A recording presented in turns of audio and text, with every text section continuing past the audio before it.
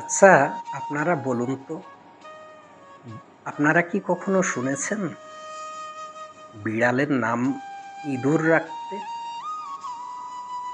তাহলে শুনুন, এক মালিক তার বিড়ালের নাম খুঁজছিল।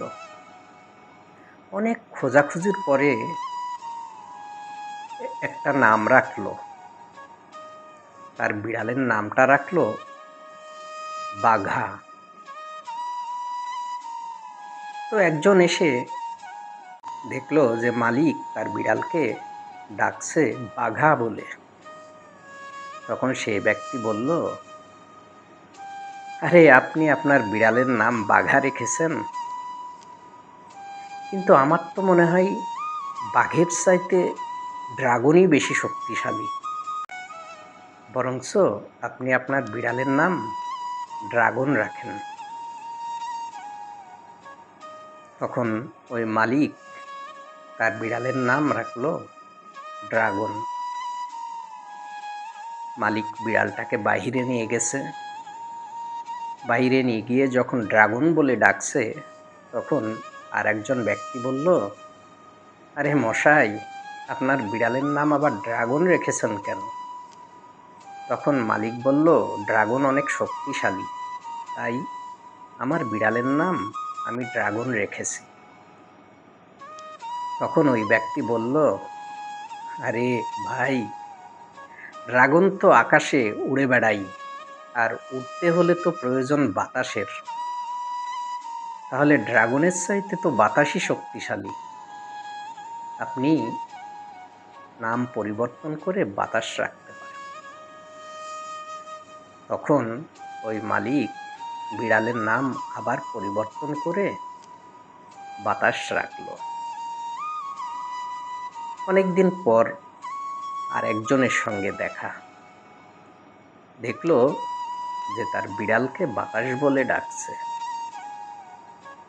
তখন ওই ব্যক্তি বলল, কি ব্যাপার মশাই, আপনি আপনার বিড়ালকে বাতাস বলে ডাকছেন?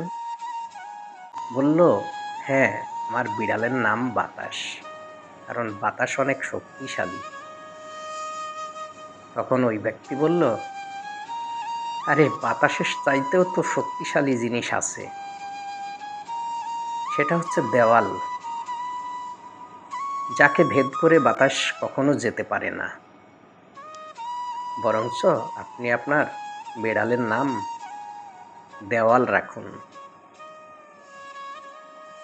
তখন সেই মালিক তার বিড়ালের নাম রাখলো দেওয়াল।